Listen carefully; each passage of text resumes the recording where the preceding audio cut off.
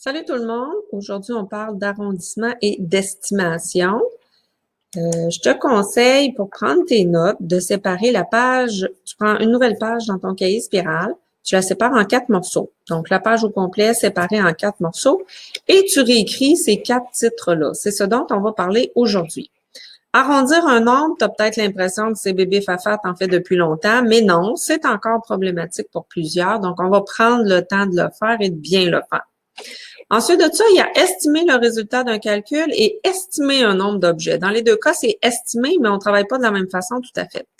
Puis finalement, ça c'est probablement nouveau pour toi cette année. Qu'est-ce que c'est que tronquer un nombre? C'est un mot compliqué pour quelque chose de bien facile à faire. Donc, tu prends ça en note, tu mets la vidéo à pause, tu prends ta note et tu continues la vidéo. Arrondir un nombre. Quand est-ce qu'on va arrondir un nombre? C'est quand la valeur exacte n'est pas nécessaire. Si, par exemple, on me demande combien ça t'a coûté à l'épicerie, j'ai pas besoin de dire ça m'a coûté 87,58 $. Je vais dire ça m'a coûté à peu près 90 $. Donc, les gens n'ont pas besoin de savoir les montants exacts. La même chose pour le temps que ça t'a pris pour faire un voyage, par exemple. La durée de ta route pour te rendre à Québec, tu iras pas précis à la seconde près. Tu vas dire, ça m'a pris à peu près 1h15 minutes, 1h30 minutes. Donc, quand la valeur exacte n'est pas précise, on arrondit les nombres. Ou bien, c'est le moment où tu vas l'utiliser le plus souvent, quand tu as à faire un calcul mentalement. Souvent, c'est difficile de calculer les nombres, donc on va les arrondir pour avoir une estimation de la réponse. Donc, arrondir un nombre, on va s'en servir justement pour pouvoir faire du calcul mental. Premier exemple, tu achètes un scooter, une mobilette, pour 1375 $. Tu pourras dire à tes amis que tu l'as payé environ 1400. Donc, on arrondit. Tu achètes un scooter pour 1375 et de l'équipement pour 186. Là, tes amis n'ont pas besoin de savoir combien ça t'a coûté exactement. C'est pas eux qui payent. Donc, tu pourrais arrondir ça, le 1375, on va dire ça a coûté à peu près 1400. Puis le 186, on va l'arrondir à 200. 1400 plus 200. Là, je vais te l'écrire pour ceux qui sont comme moi visuels. 1400 plus 200, ça nous donne 1600. Donc, tu pourras dire à tes amis que ça a coûté à peu près 1600 mon achat. Donc, tu as les deux exemples de à quoi ça sert d'arrondir un nombre. Donc, tu peux les noter, les exemples, malgré que je crois que tu es capable de fonctionner sans les prendre en note.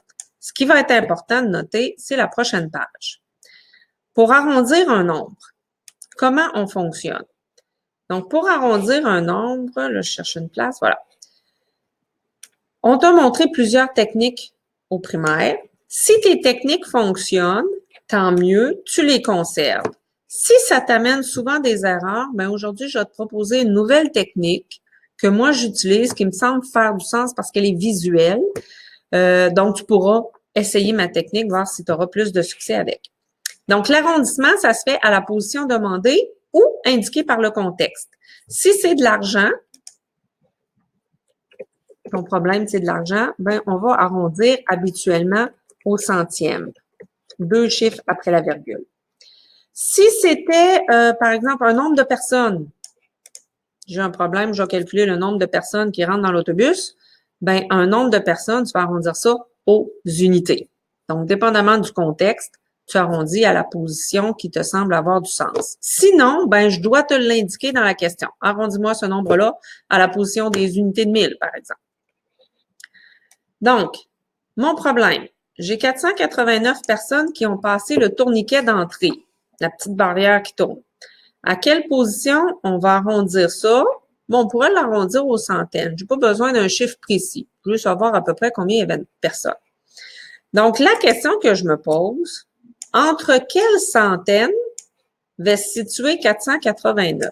Mon 489, il se trouve entre 400 et entre 500. Ça va bien. Donc, je mets mon 400 et mon 500 sur la droite numérique. Et là, je me demande, 489, est-ce qu'il va être plus près de 400 ou il va être plus près de 500? Forcément, il va être plus près de 500. Donc, quand j'arrondis mon 489 à la centaine, ça va me donner 500. Et là, il y a un symbole qu'on utilise pour dire à peu près égal à, c'est les deux petites vagues comme ça. Donc, le égal, tu vois, avec ta main, là, quand tu dis c'est à peu près, là, tu fais comme des vagues avec ta main. Donc, 489, c'est à peu près 500. Donc, je pourrais dire, il y a environ 500 personnes qui ont passé le tourniquet. Donc, ça, c'est la première façon. Donc, mon 489 était plus proche de la centaine supérieure. Deuxième exemple. Je me demande combien il y a de kilomètres entre ici et la Floride. Donc, 1732 kilomètres exactement. À quelle position je vais arrondir ça? Ben là, je me demande, mon 1732, il se trouve entre quelle et quelle centaine? Parce qu'on me demande d'arrondir à la centaine. Il se trouve entre 1700 et 1800. Bon, et là, la question que je me pose, mon 1732, est-ce qu'il est plus proche de 1700 ou il est plus proche de 1800? Ben, 1500, ça serait à peu près, 1750, ça serait à peu près au milieu. 1732, c'est plus proche de 1700. Donc, je vais donner ma réponse. 1732. Je mets le signe pour approximatif. Puis, je vais écrire mon 1700. Donc, il y a environ 1700 kilomètres entre ici et la Floride. Dernier exemple, ça, c'est le cas particulier qui vous embête souvent quand il y a un 5. Là. Quand je tombe pile en plein milieu. Mon chat a besoin de 435 grammes de nourriture et on me demande d'arrondir au dixième. Au dixième, c'est le deuxième chiffre, hein, en partant de la droite. Donc, le 435, est-ce que c'est plus proche de 430 ou de 440? Là, j'ai placé des dizaines. Hein. Tantôt, on avait des centaines. Là, c'est aux dizaines.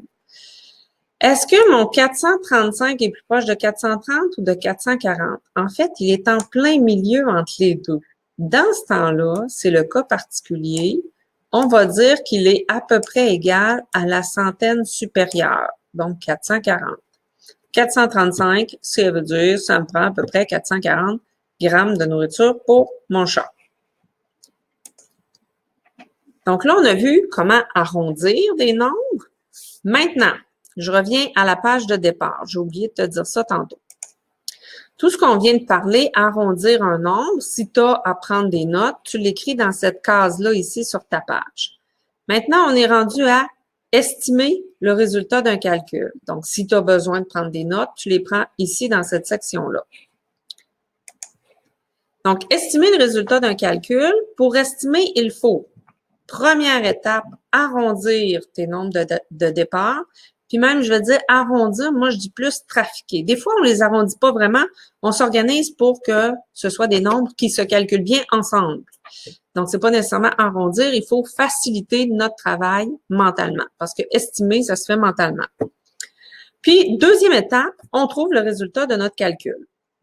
Et non pas l'inverse. L'erreur que vous faites souvent, c'est faire le calcul puis arrondir votre réponse. C'est pas ça, estimer.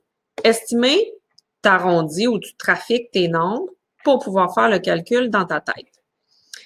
Donc, ces deux étapes-là, tu pourrais les mettre dans ton cahier spirale, ça serait important. Exemple, tu mets dans ta valise 1428 grammes de vêtements, 375 grammes de souliers, 159 grammes de produits de beauté. Estime le poids total du contenu de ta valise. Bon, ben là, il faut que je calcule ça dans ma tête. Imagine que tu es à l'aéroport et tu vas être certain que ta valise n'est pas trop lourde. Donc, mes vêtements. Là, je t'ai mis les nombres qu'on t'a donnés dans la question. C'est toujours le nombre du milieu, le deuxième dans la liste. Donc, mon 1428, est-ce que c'est plus proche de 1400 ou de 1500? Moi, j'ai décidé d'arrondir à la centaine parce que ma capacité me permet de faire des calculs à la centaine. Si tu es plus habile, tu pourras arrondir à la dizaine ou à l'unité. Mais allons-y avec la centaine, on va voir qu'est-ce que ça donne. Donc, 1428, si je mets ça sur ma droite numérique, comme tout à l'heure, c'est plus proche de 1400. Fait que là, je retiens 1400, c'est avec ce chiffre-là, ce nombre-là que je vais travailler. Les souliers, 375 grammes, c'est plus près de 300 ou de 400? Parce que j'ai décidé d'arrondir à la centaine. 375, c'est plus près de 400. Puis le 159, ben lui, il est plus près de 200. Donc, les nombres que j'ai à calculer pour savoir le contenu total de ma valise, 1400 plus 400 plus 200. Normalement, tu devrais être en mesure de faire ce calcul-là mentalement. Si tu n'arrives pas à le faire mentalement, c'est peut-être parce que tu as mal choisi ta position pour arrondir. 1400 plus 400, ça fait 1800, plus le 200, on est rendu à 2000, c'était des grammes, je crois, 2000 grammes, le contenu de ma valise. Donc, tu vois, quand on te demande d'estimer un calcul, étape 1, t'arrondis, étape 2, tu fais le calcul. J'ai pas arrondi ma réponse, j'arrive déjà avec une réponse approximative à la fin de mon calcul. Maintenant, si on a à estimer un nombre d'objets, là, j'ai fait exprès, j'ai mis sur ma page un nombre d'objets. Je vais essayer de te faire ça comme ça, tiens. J'ai mis un nombre d'objets sur ma page et là, on se pose la question, combien il y a de picots verts dans l'écran? Il n'y a pas vraiment de calcul à faire pour ça, là. Estimer un nombre d'objets, ça veut dire tu regardes ça, puis tu dis, bof, à mon œil, il doit en avoir à peu près une quarantaine. Ça, c'est estimer un nombre d'objets. Donc, tu te souviens, dans ta page de départ, quand on parle ici la case « Estimer un nombre d'objets », ben, tu pourrais seulement écrire « On regarde à l'œil combien il y a d'objets ». Tout simplement, il n'y a aucun calcul à faire pour ça. C'est souvent ce qu'on fait quand on donne le nombre de participants dans un événement. Là. Dans la foule, il y avait tant de 1000 personnes. Il n'y a pas personne qui s'est mis là et qui a compté combien il y avait de gens à ce party-là. Là. On regarde dans l'ensemble, il y a à peu près tant de personnes, puis c'est réglé. Finalement, la dernière case que tu as à compléter dans ton cahier spirale, comment tronquer un nombre. Ça, c'est un mot qui fait peur pour quelque chose de tellement simple. Tronquer, d'abord, ça veut dire couper.